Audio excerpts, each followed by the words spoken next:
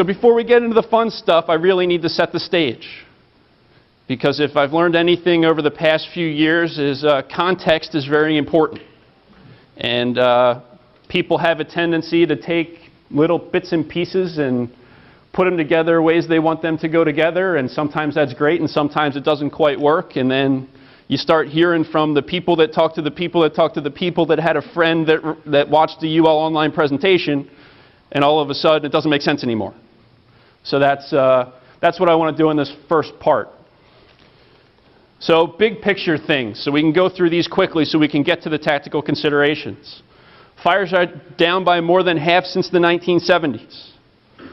So when we have a system that is completely built on gaining experience, that's that much less of a chance to have experience. So what we need to do is use all the information we can through education to make sure that when you do have the opportunity to gain experience, that you really make that experience count, and you make it so that when you and your crew and your department are on the same page, you can all discuss your experiences on a level playing ground, and you can learn from each other, because none of us are going to enough fires to put all this together. Really important. And there you go. You can't go to enough fires to put it all together. I don't care if you're at the busiest department, in the busiest station, down to a lot of places I've presented to recently. They had shifts at stations that haven't been to a fire in more than a year. Both ends of the spectrum. Let's say you went to 10 fires last month. 10 fires last month I would consider a pretty heavy fire load.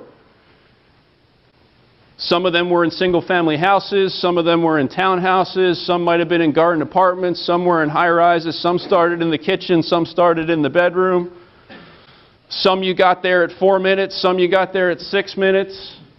Sometimes the door was open, sometimes the door was closed. There's a lot of variables, right? Absolutely. But we can start boiling all these things down to some basic principles that are going to hold to every fire ground you go to. So you can start making decisions with intelligent thoughts about what's going on and start putting those pieces together, get the big picture, start learning, start gaining experience, and start becoming a better firefighter. I love the saying that we've got firefighters that have 20 years on the job, but they got 1 year of experience 20 times. Because we keep repeating the same stuff and over and over and over again. 1% of your basic training is on fire behavior, if you're lucky.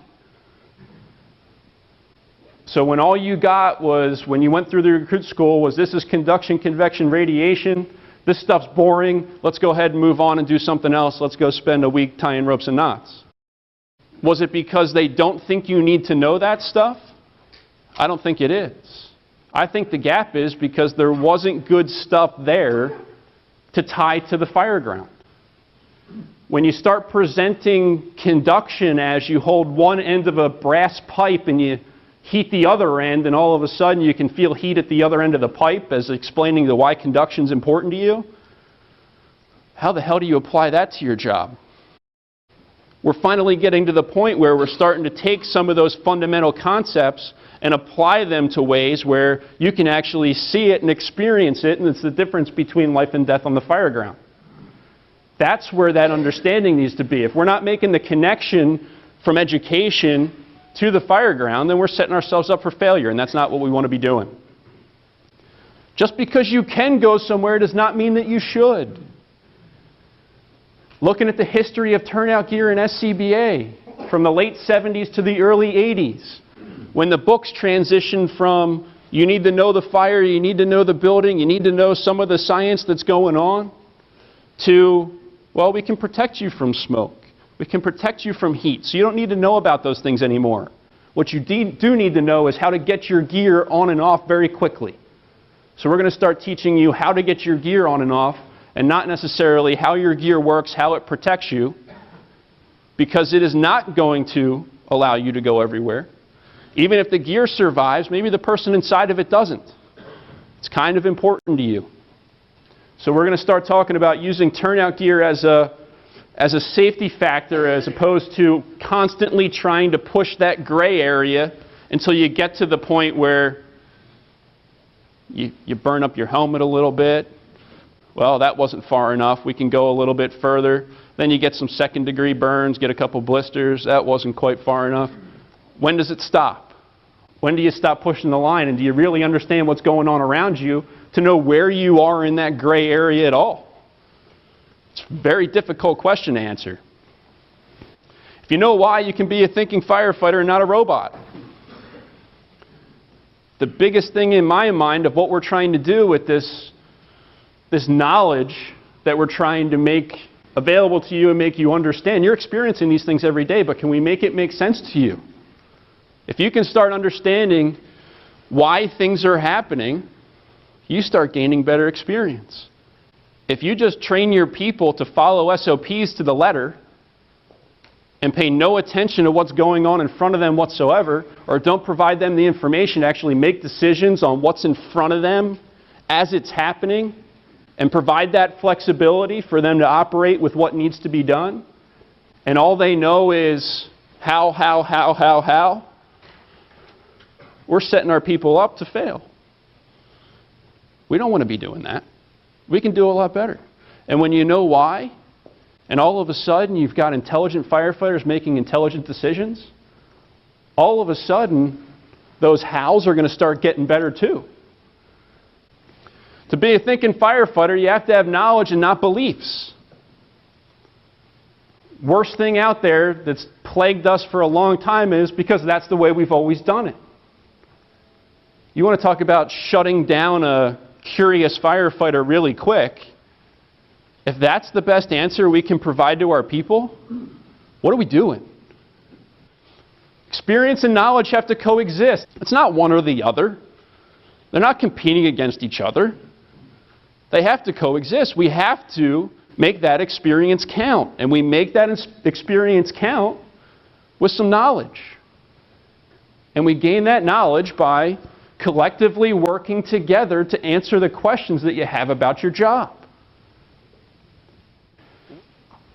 Need to know how with the why. I can sit here all day and can make you an expert on fire dynamics. But if you can't get a hose line to where you need to get a hose line, all of a sudden it's not going to matter anymore. If you look at the building and you make your decision on what hose line you're going to need, and it takes you 6 minutes to get water to your nozzle to start doing anything, things are changing. You're going to have to start predicting 10 minutes ahead because it takes you 6 minutes to get a hose line on the ground. All of these things are very important and go together, coexist very much. If you hear, never ventilate, never go inside, always throw water from the outside, never go over a basement fire, never vertically ventilate, everything you did in the past is wrong, clearly you're not listening. And if you heard any of this stuff before you got in this room, whoever you heard it from wasn't listening. We're just going to make you smarter at what you choose to do. I'm not going to tell you what to do. You're going to pick that. But if you're going to put yourself in any position, I want you to have front-loaded to know exactly what's going on and exactly why you're choosing what you're choosing. This is what I want you to hear. This is what I want you to be thinking. It's rare that always and never apply. If you think I'm going to give you these tactical considerations and they're all going to be absolutes, that's part of our problem, folks. Everybody wants one answer. Everybody wants to show up and do the same thing every time and the fire goes out and everybody can high five. And then all of a sudden you get thrown a little bit of a curveball and things go to hell. Why'd that happen? Oh, freak thing, fireball. Working with New York City quite a bit, that became an explanation that I started hearing on several occasions. What the hell's a fireball? That became an excuse as to why things happen. They've had recent fires where it's taken in excess of 30 minutes or more to get water on the fire. And I'm going to pick on FDNY a little bit because they are, you want to talk about being progressive with this research stuff? Here's an 11,000 member department that's writing ventilation bulletins, that's writing search bulletins, that's tweaking their private dwelling operations. You want to talk about a department that's building on experience. There's nothing more exciting than going to an FDNY staff chiefs meeting, having a conversation with probably 1,000 years of experience in the room, and you start talking about some minor things, and all of a sudden you see light bulbs just popping all over the room. And they all have names for all their fires. Oh, that's what happened at the Scalfani fire. That's what happened in Prospect Place. That's what happened in all these other places. Because when you can understand what's going on, all of a sudden stuff like that starts to make sense. And the answer fireball goes out of the reasons why something happened. It's all good stuff. That's why we do that. Everybody thinks this is like, oh my God, you're telling me to coordinate my attack. This is completely new stuff. Most of this isn't new at all. It's just explaining it in a slightly different way so you understand the why a little bit better. Most of what I'm going to put up here is reinforcing stuff that you already do. But if I can take you as a leader in your department, an instructor in your department, an officer in your department, and you now have that piece of knowledge where the other members in your department can look to you for answers, because not only are you going to show them the how, you're going to tell them the why. That's pretty powerful when you start talking about establishing good trends and good morale in the fire department. That could work in my department if we train on it. Shouldn't be taking a lot of this stuff and start trying it tomorrow on the fire ground. Some of it maybe, most of it no.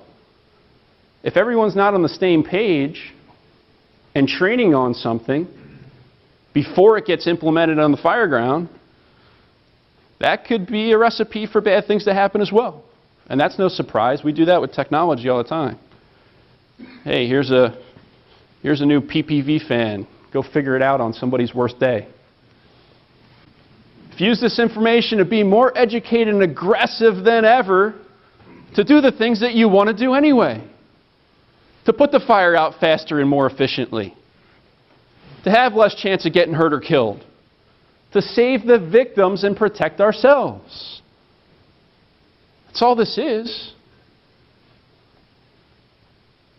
If you know what you're doing, you can move faster. If you move faster because you know what's going on and you know when to move fast and you know when to slow down, that's better for who you're showing up to. And ultimately, the science of firefighting isn't that complicated. We're going to talk about a few basic things like gases go from hot to cold, shocker. Stuff flows from a higher pressure to a lower pressure, surprise.